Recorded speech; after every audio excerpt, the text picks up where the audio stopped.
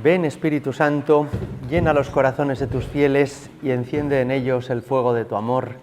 Envía tu Espíritu y lo crearás todo y renovarás la faz de la tierra. Oh Dios, que has iluminado el mundo con el don del Espíritu Santo, concédenos participar de este mismo Espíritu y gozar de sus divinos consuelos. Por Jesucristo nuestro Señor, en el nombre del Padre, y del Hijo, y del Espíritu Santo. Amén. Bueno, pues comenzamos nuestros ejercicios del día de hoy. Como ayer, 2 por la mañana, 2 por la tarde, San Ignacio, en la anotación quinta de los ejercicios, que es el número 5 de este libro, aconseja que los ejercitantes entren en ellos, dice él, con grande ánimo y liberalidad. ¿Y eso qué significa? Pues significa con ilusión, con generosidad. Creo que habéis entrado así en ejercicios y os animo a que renovemos esa disposición inicial con la que empezamos, ¿no?, para aprovechar muy bien el tiempo que nos queda. Si os fijáis, llevamos ya la mitad de los ejercicios, es decir, que apenas nos queda un día completo, que es el día de hoy, y ya mañana pues solamente la mitad del día, ¿no? Así que esto se pasa volando, vamos a aprovecharlo bien y vamos a hacerlo todo pues con interés, con ilusión, poniendo toda la carne en el asador, ¿no? Mirad, estos ejercicios que estamos haciendo de la vida de Cristo, os decía ayer que son una forma de orar distinta, porque más que meditar sobre ideas, conceptos, lo que estamos haciendo es contemplar. Y eso tiene un valor muy grande por una razón, y es porque cuando Cristo deseó venir a la tierra, es porque su sola presencia iba a ser un bien muy grande para nosotros. Después está todo lo que dice, lo que enseña, por supuesto lo que hace, los milagros o su muerte en la cruz. Pero ya solamente estar a su lado, estar con Él, es un bien para nosotros muy grande. Y con esa intención os voy a proponer en el día de hoy algunas contemplaciones más, ¿no? Santa Teresa de Jesús, la reformadora del Carmelo, dice en el libro del Castillo Interior 7.6: no debemos alejarnos de lo que constituye todo nuestro bien y nuestro remedio, es decir, de la santísima humanidad de nuestro Señor Jesucristo. ¿Y qué quería decir con eso? Pues mirad, hay gente que piensa que va a tener más vida espiritual dedicándose pues a reflexionar sobre cuestiones sublimes, ¿no? ¿Qué sé yo? Pues las procesiones trinitarias, que el Espíritu Santo procede del Padre y del Hijo, que el Hijo procede del Padre. O gente que piensa que meditando sobre la omnisciencia de Dios, sobre su omnipresencia, pues va a avanzar más en la vida interior. Y normalmente no suele ser así. El camino para avanzar en la vida espiritual nos lo ha trazado el mismo Señor. Él nos ha dicho: yo soy el camino y la verdad y la vida. Por consiguiente, para llegar a ser un tipo estupendo, para llegar a ser una santa, tú conoce a Jesucristo, quiere a Jesucristo, hazte amigo de Jesucristo y acompáñale en su vida meditando, contemplando sus misterios, y cuéntale tus cosas, abriéndole tu corazón, y pídele ayuda para todo lo que necesites, y no te sueltes de su mano en los sacramentos, que es donde Él especialmente se nos da, ¿no? Por eso hacemos contemplaciones, porque es fijar nuestra atención en Jesús. Y con Jesús ocurre algo semejante a lo que sucede con el sol, y es lo siguiente: llega el verano y mucha gente pues aprovecha para descansar, se va a la playa, se va a la piscina. Es curioso porque si te pones ante el sol, pues te pones moreno. Es verdad que a veces viene bien darse una crema para no quemarse y no parecer un langostino, pero basta con ponerse delante del sol para que la piel se vaya oscureciendo, se vaya poniendo morena, ¿no? Con el Señor sucede algo semejante, y es que basta con ponernos ante Él, basta con estar en su presencia, hacerle compañía, contemplar algunos misterios de su vida, para que eso mismo te vaya transformando te cambie por dentro, te ponga moreno espiritualmente. Decimos en Castilla ese refrán de que dos que duermen en el mismo colchón terminan siendo de la misma opinión. Y con eso queremos decir que efectivamente marido y mujer, a fuerza de estar juntos tantos años, pues terminan muchas veces teniendo la misma opinión sobre muchos asuntos, ¿no? Pensando igual. Con Jesús sucede algo parecido, y es que cuanto más le tratas, cuanto más conversas con Él, cuanto más te fijas en su vida, más se te van como pegando sus criterios, sus actitudes, sus sentimientos. Te vas paulatinamente configurando con Él. Te vas configurando con Él. Esto es importante porque quiere decir que la obra de la santificación no consiste en que hagamos más cosas. Yo ya rezaba todos los días, pero ahora voy a rezar laudes y vísperas todos los días. Yo ya rezaba laudes y vísperas, pero ahora voy a incorporar el rosario todos los días, las tres partes. Gozosos, gloriosos, dolorosos, luminosos, lo que haga falta. Yo ya tal, ahora incorporo la penitencia, ahora incorporo... Que no, mira, que la obra de la santificación no es que vayas llenando la mochila de tu calendario de cosas hasta que llegue un momento en que ya no puedas más con la mochila. No se trata de sumar actos, se trata de que estando con el Señor vayamos siendo cada vez más como es Él nos vaya como contagiando, Él nos vaya comunicando su mismo espíritu, que es el Espíritu Santo, ¿no? Esta es la razón de las contemplaciones, ponernos ante el sol y que Él por dentro nos ponga morenos, ¿no? Por eso, quiero animaros a hacer estos ratos de oración con tranquilidad y con paz, con paz. Lo más importante no es que saques conclusiones, que reflexiones sobre cosas muy importantes, es simplemente que estés con Jesús, que estés con Jesús. Te pones igual de moreno en la piscina si estás pensando en el sol que si estás con los ojos cerrados y casi dormido, ¿no? Esto que os digo lo decía ya Santa Teresita de Lisieux. A ella le apenaba que se quedaba dormida en la oración, ¿no? Y escribe: me consuela pensar aquello que dice la Sagrada Escritura, Dios lo da a sus amigos mientras duermen, ¿no? Y es verdad, aunque en algún rato de oración de estos, pues des alguna cabezadita, ¿no? Así, y los de atrás piensen, qué recogido está, le dice a todo que sí al Señor, ¿no?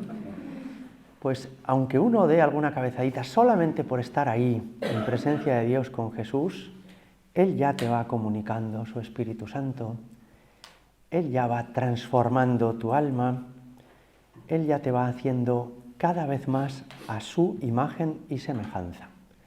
Así que en la oración no estéis nerviosos, no os pongáis tensos como diciendo, lo tengo que hacer bien, lo tengo que hacer bien. Simplemente con estar con Jesús, con estar ahí, en su compañía, Él ya te hará mucho bien. Hemos empezado la vida de Cristo, lo hemos hecho por orden cronológico, y después del nacimiento, hoy querría sugeriros que meditarais o que contemplarais la escena de la vida oculta de Jesús, de la vida oculta de Jesús. Como todos sabéis, después de nacer en Belén, y después de aquel exilio forzado a Egipto, que no sabemos exactamente cuánto duró, pues María y José vuelven de Egipto a Palestina y se establecen ya en el norte, que es donde habían vivido antes de su matrimonio María y José, en Nazaret. Nazaret, que todavía se puede visitar, era una localidad muy pequeñita, más que un pueblo era una aldea. De hecho, ni siquiera aparece en los planos y mapas de la época, porque era un lugar pues muy sencillo y de gente muy sencilla, ¿no? lo cual llama mucho la atención, ¿eh? Jesús quiere nacer en un establo, Jesús quiere vivir 30 de sus 33 años en una aldeíta, en un pueblo muy sencillo, ¿no? Es verdad que San José es de la tribu de David, y eso significa que es de la estirpe real, pero podríamos decir que es un hombre de una estirpe, de un linaje muy digno, muy elegante, muy importante, venido a menos.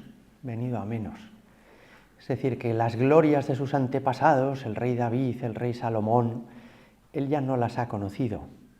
Él pertenece a ese linaje, pero tiene un oficio sencillo que es la carpintería. Y se dedica la mayor parte de su vida a su trabajo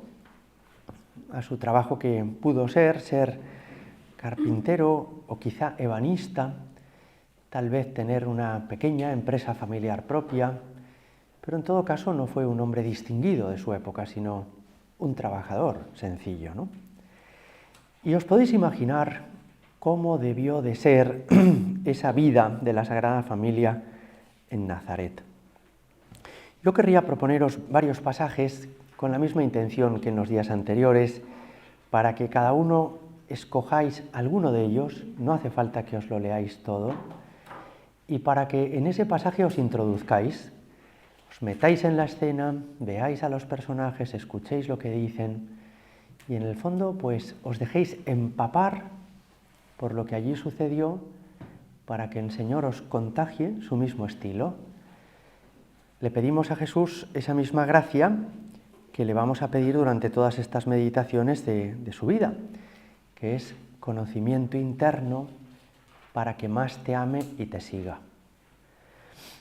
No nos interesan los datos de la vida de Cristo, datos externos, datos cronológicos. Lo que más nos importa es ver cómo es Él, cómo es su corazón, cómo es su corazón. El primer pasaje que os propongo lo tenéis en Lucas 2, del 22 al 39. Lucas 2, del 22 al 39. Es la presentación del niño Jesús en el templo. En aquella época no había un templo en cada ciudad, no, sino que en los pueblos y en las ciudades había sinagogas que eran parecidas a lo que hoy son en nuestras parroquias las salas de catequesis. Es decir, sitios a donde se iba a leer la palabra de Dios y a aprender pues, la doctrina del pueblo judío, ¿no?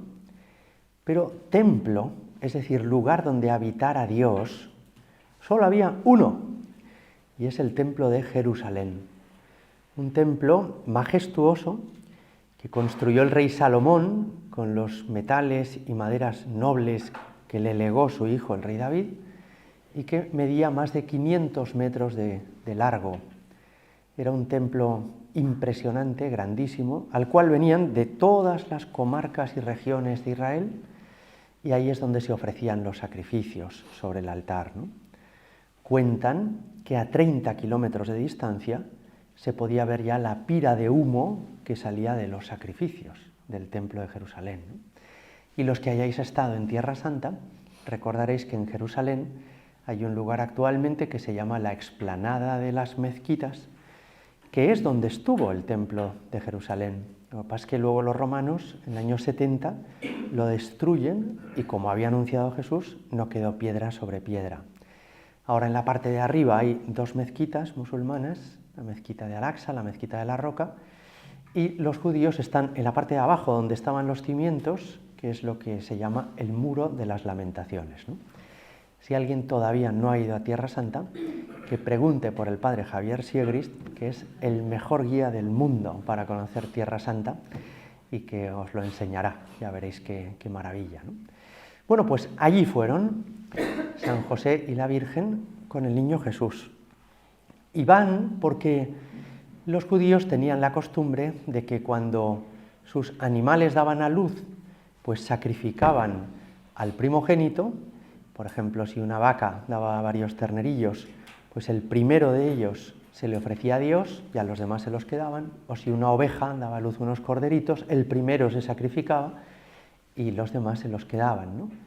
Y con los niños lo que hacían era, no los sacrificaban, pero lo llevaban al templo, lo presentaban, le daban gracias a Dios porque les había nacido el primogénito, entregaban en su lugar un cordero o un par de tórtolas o 2 pichones, si eran una familia sencilla, y lo volvían de nuevo a casa, ¿no? Eso hacen María y José con el niño Jesús, lo llevan, y como nos dice el Evangelio, ellos no presentaron un cordero, sino un par de tórtolas o 2 pichones, que quiere decir que eran una familia sencilla, que no pudieron llevar un cordero, ¿no?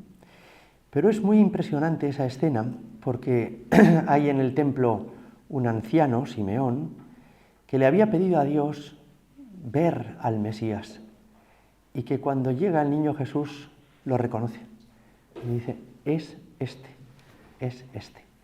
Es curioso esto, ¿eh? ¿Cómo supo que era ese? Porque Jesús no lleva un cartel que lo identifique. ¿Cómo supieron que era ese niño y no tantos otros, cientos, miles de niños que eran presentados en el templo de Jerusalén? Bueno, quizá le pasó al anciano Simeón como a los pastores en el portal, ¿no? Y es que reconocieron al enviado de Dios porque eran personas con la mirada limpia, ¿no? Jesús luego dirá en el Evangelio, dichosos los limpios de corazón, porque ellos verán a Dios. Y es verdad, cuando tenemos un corazón limpio, limpio de envidias, limpio de rencores, limpio de ambiciones, de codicias, ¿no? Pues somos capaces de reconocer la presencia de Dios donde Él está. Y por el contrario, cuando nuestra mirada está turbia, ¿no? Puede ser que Jesús esté pasando por delante de ti y que a lo mejor pues, no te hayas dado cuenta, ni lo hayas advertido, ¿no? Pues bien, el anciano Simeón en ese momento lo presenta. Y creo que esto tiene importancia porque ese ofrecimiento inicial de Cristo en el altar de alguna manera va a resumir su vida entera. Jesús va a vivir toda su vida deseando hacer la voluntad del Padre, ¿no? Mi alimento es hacer la voluntad del Padre, dirá más adelante, ¿no? Y se va a ir entregando a lo largo de esos 33 años, haciendo en cada momento lo que Dios Padre quiere, cumpliendo su voluntad, y terminará entregándose con su cuerpo, su sangre, su alma, su divinidad en el altar de la cruz. Esto, me parece, tiene también importancia para nosotros. Esta mañana os animaba a que empecemos el día con el ofrecimiento de obras. Y es una forma de empezar el día como Jesús empieza su vida. Primero se ofrece en el templo y después en los años sucesivos va como realizando, cumpliendo aquello que ese ofrecimiento inicial expresaba, y es que este niño es de Dios. Pues tú y yo por la mañana rezamos el ofrecimiento de obras y después a lo largo del día, en el coche, en la oficina, en el supermercado o haciendo deporte, pues vamos realizando ese ofrecimiento inicial. Vamos haciendo verdad lo que le hemos dicho a Jesús al inicio del día. Soy tuyo, soy para ti. Ese es un primer pasaje, ¿no? Un segundo pasaje que os puede ayudar, que os puede gustar, es el que tenéis en Lucas 2, 39-40, Lucas 2, 39-40, y también en Lucas 2, 51-52. Lucas 2, 39-40, Lucas 2, 51-52. Son los únicos pasajes en los que se nos habla sobre la vida oculta de Jesús. Es curioso porque fueron la mayor parte de sus años, el 90% de la vida de Cristo transcurre en Nazaret. Y sin embargo, sobre esos 30 años, apenas tenemos estos pocos versículos. Uno en el que nos dice que el niño Jesús, con 12 años, fue con sus padres al templo, que se perdió, que luego lo encontraron, y dice, y bajó con ellos a Nazaret y seguía bajo su autoridad. Esa es una de las cosas que se nos dice, ¿no? Es decir, la vida de Jesús va a ser una vida muy sencilla, va a ser una vida sin brillo, va a ser una vida como la vida de tantas otras personas. En realidad lo que hace especiales esos 30 años de Jesús en Nazaret no son las cosas que hace, sino el corazón con que las hace, la intención con las que las hace, la actitud con las que las hace. ¿Qué hace Jesús esos 30 años? Pues cosas muy parecidas a las que hacen el resto de los niños. Es decir, que vive vida familiar, que aprende de su padre ese oficio, que colabora con él seguramente, que reza con sus padres, que va a la sinagoga los sábados a escuchar la palabra de Dios, que juega con sus amigos. Las cosas que hace Jesús son muy sencillas. ¿Qué hace de la vida de este niño que sea una vida única? Pues que este niño es el Hijo Eterno de Dios y que este niño lo vive todo en obediencia al Padre, en amor al Padre y en amor a su familia, a sus compañeros de juegos, a sus amigos. Lo que hace verdaderamente extraordinaria la vida de Cristo no es objetivamente lo que hace durante estos años, sino el corazón con que lo hace. También en esto nos da para nosotros una enseñanza preciosa. Mirad, los santos en la historia de la Iglesia no son necesariamente los que hacen cosas excepcionales. Algunos sí, es verdad. El Padre Pío pues tiene estigmas de la pasión, ¿no? San Francisco Javier, pues en una época sin aviones ni trenes, se recorre el mundo entero y llega hasta Japón y a las Islas Molucas para predicar el Evangelio, ¿no? Pero muchos otros santos han vivido una vida muy normal, muy sencilla. Carlo Acutis, por ejemplo, que ha sido recientemente canonizado, pues es un chaval que vive hasta los 15 años y que lo que hace es ir al colegio, ser un buen hijo. Como tiene mucha devoción a la Eucaristía, hace una página web en internet para enseñar los milagros eucarísticos a la gente, y cuando le llega su enfermedad, pues la acepta, la ofrece y le dice a sus padres: no tengáis miedo por mí, estoy encantado de irme al cielo. ¿Qué cosas hacía Carlo Acutis? Pues las cosas normales de un chico de 12, 13, 14 años, pero eso sí, con un amor a Dios, con un amor a los que tiene a su alrededor, que son verdaderamente impresionantes, ¿no? Y que la gente que lo conoció dice: este chico fue excepcional, excepcional. La excepcionalidad no viene por lo que tenemos que hacer, sino por el corazón con el que hemos de hacer las cosas, ¿no? Y por eso tiene también mucha importancia el ofrecimiento de obras del apostolado de la oración que os he dicho, ¿no? Porque seguramente la vida de los que estamos aquí, o al menos de la mayoría, va a ser una vida sencilla. Es decir, que lo que te toca, pues es eso, pues vaciar el lavavajillas, sacar la basura al contenedor, que lo que te toca es visitar a una amiga que está enferma, que lo que te toca es rezar, dar un buen consejo a tus hijos, hacer caso a tu mujer. Lo que nos toca son cosas sencillas, sencillas, pero cosas sencillas que se pueden hacer con un amor extraordinario, con una humildad asombrosa, con una obediencia a los planes de Dios fiel. Esto es lo que aprendemos en la Sagrada Familia de Nazaret, ¿no? La vida de Jesús, de José, de María, es una vida muy sencilla. ¿Por qué os digo esto? Porque a veces, pues, nos entra como la tentación de pensar: mi vida es muy rutinaria, no hago nada especial, a mí me gustaría hacer cosas grandes, importantes. ahí me gustaría dejar huella en el mundo, transformar esta comarca. Y a lo mejor Jesús lo va a hacer contigo, pero lo va a hacer contigo cuando aceptes la vida que te toca vivir y te decidas a ser santo en esas circunstancias.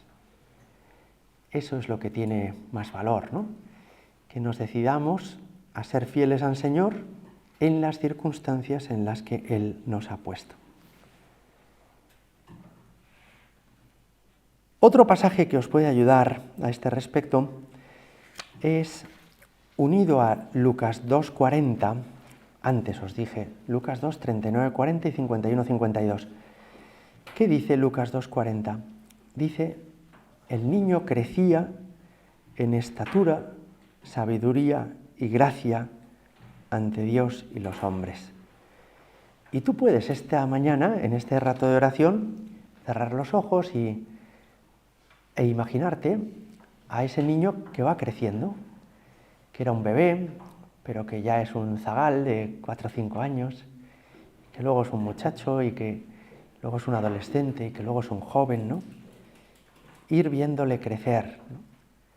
E ir comprendiendo cómo lo cuidaría la Virgen con alimento, con ejercicio físico, cómo la Virgen y San José le van enseñando desde el principio todas las cosas. Esto es curioso, ¿verdad? La criatura enseñando al Creador. Le enseñarían a atarse los cordones de las sandalias, le enseñarían a comer, a sentarse bien. Le enseñan también las cosas de Dios, le enseñan a hablar, le enseñan a rezar. Qué impresionante es esto, ¿verdad? Qué humilde es Jesucristo. No es que Jesucristo esté disimulando, haciéndose el tonto. No, es que es un niño de verdad. Es que es un niño de verdad. Y ha querido tener que aprenderlo todo, ¿no? Dice el Evangelio que crecía también en sabiduría. ¿Y qué quiere decir esto? Pues que crece en sensatez, en equilibrio, en conocimiento de las cosas. Este niño es hombre verdadero también y por eso se cansa. Jesús se cansa y le entra sueño por las noches, tiene hambre a mediodía. Y vamos viendo cómo Jesús pues tiene el estilo de sus padres, de María y de José, físicamente y genéticamente, pues de María. Tendría seguramente una mirada parecida a la suya y un rostro semejante al de María. Pero también, como el niño se fija en José, pues va teniendo los andares de su padre, va teniendo gestos de su padre adoptivo, de San José. Todo esto, cuando uno lo contempla, pues cerrando los ojos, imaginando la escena, ayuda mucho, porque nos hace encariñarnos con el niño Jesús, con la Virgen, con José, y porque nos hace también desear tener una familia como la suya, ¿no? En esa familia, además de una gran discreción, porque os decía que son gente sencilla, vemos también una gran austeridad. No viven, pues, a todo lujo, sino que viven con lo necesario para vivir y viven con lo que les da el trabajo y el sudor de esa carpintería, ¿no? Y esto también a nosotros nos ayuda pues a no codiciar, ¿no?, seguridades humanas innecesarias, sino a saber administrar lo que tenemos. Es bueno que las familias tengáis pues unos pequeños ahorros por si hay alguna emergencia, pero no poner nuestra confianza en el dinero, ¿no?, ni poner nuestra ilusión en ir aumentando nuestro caudal. Y esta es una familia en la que se reza, y esta es una familia en la que se quiere a Dios, y es una familia en la que hay una vida virtuosa. ¿A qué me refiero con esto? Virtuoso es lo contrario de vicioso. Una familia vive un ambiente vicioso, pues cuando cada uno come lo que le da la gana, se levanta cuando le apetece, llega a casa cuando quiere, tiene su habitación hecha una leonera. Eso es una vida viciosa, ¿no? Cuando uno no trabaja o no estudia, cuando hace en cada momento lo que le place. En la Sagrada Familia de Nazaret vemos lo contrario. Es una vida virtuosa. No son ricos, pero lo tienen todo limpio. No son potentados, pero está todo ordenado. Y tienen pues una cierta disciplina y orden a la hora de levantarse, de comer. Es una familia virtuosa. Quizá hoy tú, mirando esta Sagrada Familia, pues pudieras preguntarte qué te parece que sobra y que falta en tu familia. ¿Qué sobra y qué falta en mi casa para que se parezca a la Sagrada Familia, ¿no? Y a lo mejor pues uno puede pensar en cosas materiales. Pues mira, nos sobran chismes. Tenemos toda la casa llena de 1000 recuerditos, de 1000 historias que no sirven para nada, que acumulan polvo, y tenemos a reventar los armarios, no cabe la ropa. Quizá pienses en cosas materiales, qué sobra, qué falta. O quizá en el estilo de nuestra familia. A lo mejor alguno dice, en nuestra casa sobran discusiones, sobran malos rollos, ¿no? Que a la mínima montamos un pollo por cualquier tontería, que nos disgustamos.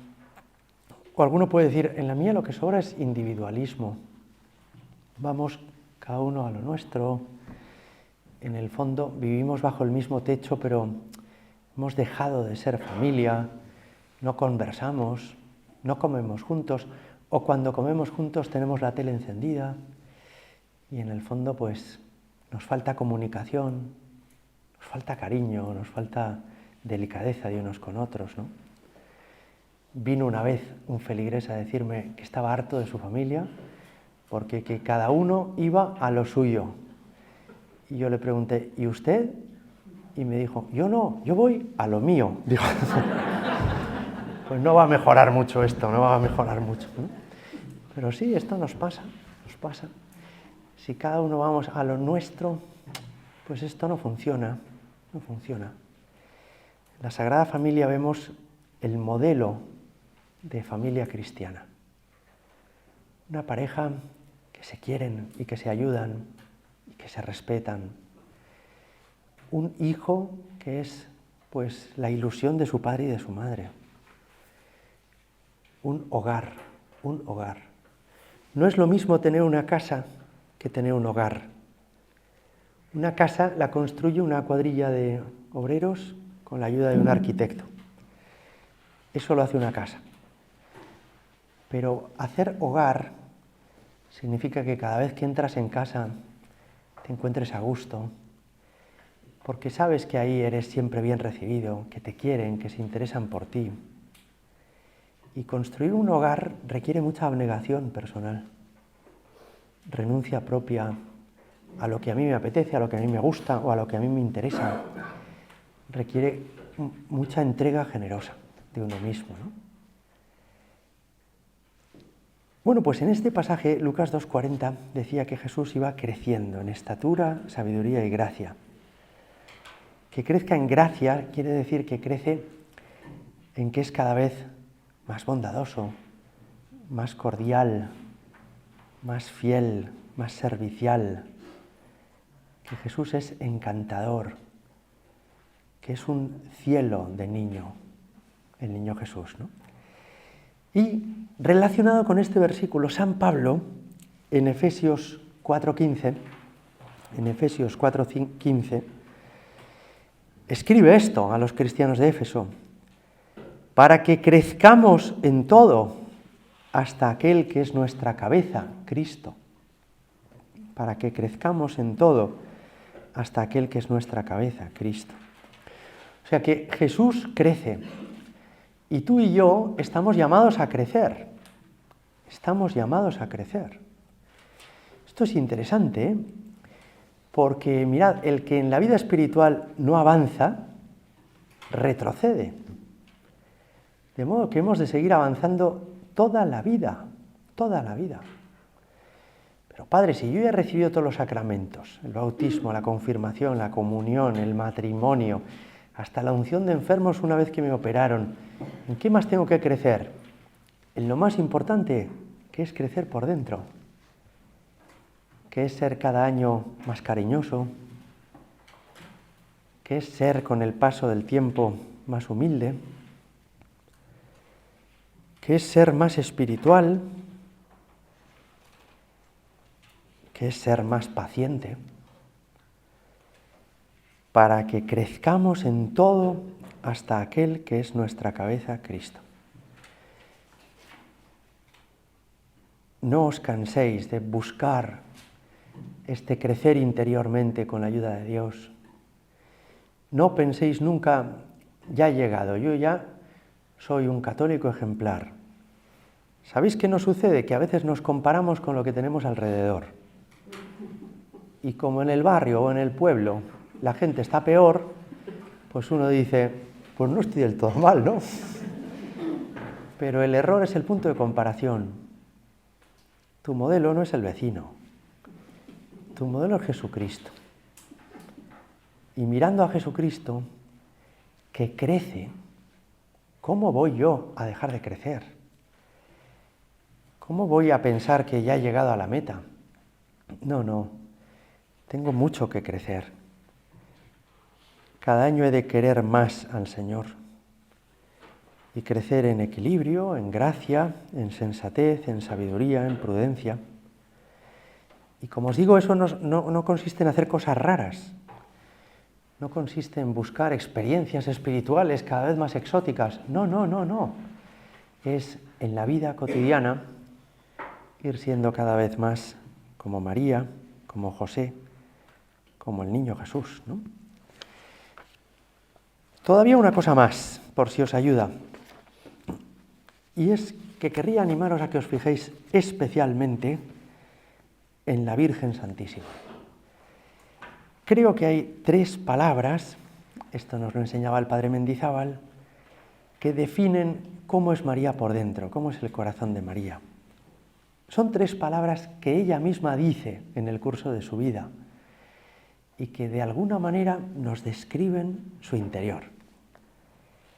Cuando se le aparece el ángel, la Virgen dice, aquí está la esclava del Señor. Esa es la primera palabra, esclava. Esclava. En latín se dice ancilla. ¿Y por qué esta palabra describe un rasgo importante de su corazón? Porque describe su humildad. Que ella se defina como esclava quiere decir que no tiene pretensiones de grandeza, sino que tiene el deseo de servir, de ayudar, de colaborar. No busca para sí ningún privilegio, sino que quiere ser pequeña, hacer todo lo que Dios le pida, hacer todo lo que San José y el niño necesiten, pero sin llamar la atención, sin buscar protagonismo, discretamente, como a lo tonto. Ella es la esclava del Señor. Después le dice al ángel, hágase en mí según tu palabra. Y esa palabra, hágase, también define cómo es el corazón de María. En latín se dice fiat mi secundum verbum tuum, hágase. Estas 2 palabras las tenéis en Lucas 1, del 28 al 38, que es el pasaje de la Anunciación. Lucas 1, 28 al 38. Que diga hágase, ¿qué significa? ¿Qué da a entender? Pues que diga hágase nos ayuda a comprender su docilidad plena, su disponibilidad. Ella es diligente, está siempre lista, preparada para hacer lo que se le pida. Nos habla de la prontitud de su alma. No es perezosa, sino que es rápida, diligente. En cuanto entiende que Dios le pide algo, se lanza. No hay que recordarle las cosas muchas veces, sino que está despierta. Esto es lo que nos enseña esta palabra sobre María. Hágase, hágase. Y la tercera palabra la tenéis en Lucas 1, 46 a 55. Lucas 1, 46 a 55. Cuando se encuentra con su prima Isabel, le dice: Magnificat anima mea Dominum, o sea, proclama mi alma la grandeza del Señor. Se alegra mi espíritu en Dios mi Salvador. Lo rezamos por las tardes en vísperas. ¿De qué nos habla esta palabra? De la alegría de María. Su alma glorifica al Señor. Su corazón es un permanente canto de alabanza a Dios. Está siempre contenta, está siempre contenta. A pesar de las incertidumbres, a pesar de los disgustos, de no encontrar una casa en Belén, de la vida tan sencilla que lleva en Nazaret, está siempre contenta. Si os fijáis, en todo el Evangelio no hay ni una sola queja de María. Y tenía motivos para haberse quejado. Podría haber dicho: así no hay quien haga este oficio. Hombre, yo necesito más medios, ¿no? O no es manera de tratar a mi hijo. Sois unos desgraciados. No hay ni una sola queja. María vive siempre con paz y con alegría. Proclama mi alma la grandeza del Señor, se alegra mi espíritu en Dios mi Salvador. Estas tres palabras, esclava, hágase, magnificat, son como tres aspectos del único corazón de María. Son como tres facetas de su personalidad, de su alma, ¿no? Y no son consecutivas. No es que unos días María sea humilde, otros días es generosa, otros días es alegre. No, sino que permanentemente es alegre, pero no con una alegría chabacana de quien va metiéndose con los demás o pisando fuerte. No, es siempre una alegría humilde. Y humilde, pero no con una humildad de quien está retraído y dice: yo no valgo nada, no salgo de casa para no molestar al mundo. No. Es una es una humildad disponible. Así que estas tres cosas se dan en ella a la vez siempre. Alegría humilde, alegría disponible, servicialidad humilde. Son tres notas como los acordes de un órgano que suenan a la vez y que hacen que la armonía sea preciosa, ¿verdad?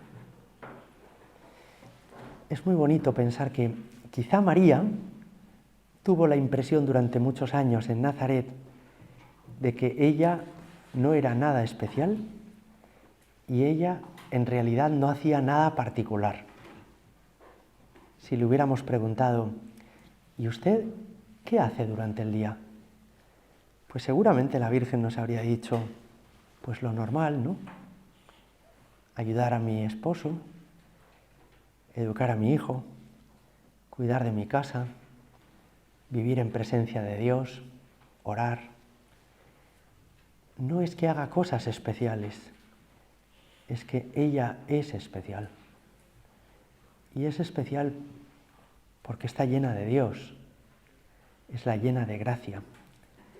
Y eso la hace humilde, alegre, disponible. Es muy impresionante que, aunque no hace cosas chocantes, impresionantes, sin embargo ella está dando tono a esa casa. Jesús crece en un ambiente precioso porque ahí está José y porque ahí está María. Y esto nos enseña lo importante que es estar, ¿no? A los sacerdotes nos lo decían mucho en el seminario. Nos decían: cuando os ordenéis, os entrarán ganas de hacer muchas cosas. Voy aquí, voy allá, doy un retiro, doy un curso, doy unas clases, tal. Mirad, a los feligreses les hace falta veros en la parroquia, que estéis en la parroquia, que estéis disponibles para confesar, que estéis celebrando la misa, que la gente os pueda ver, que estéis también rezando, ¿no? Y yo creo que esto es muy importante también en la vida de la familia, ¿no? Una madre que está en su casa, que acoge a sus hijos, un padre que está en su casa. Bueno, padre, pero alguien tendrá que trabajar. Sí, por supuesto, hay que salir para trabajar, ¿no? Pero qué importante es hacer familia. Hacer familia. ¿Y hacer familia qué significa? Estar. Estar con tu mujer, estar con tus hijos.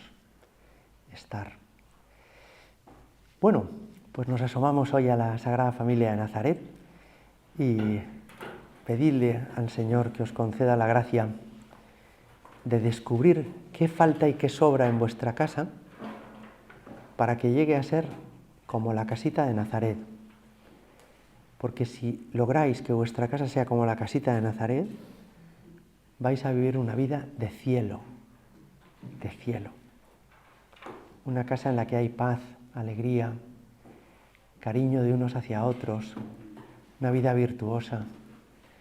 Es una casa que es antesala del cielo. Gloria al Padre y al Hijo y al Espíritu Santo.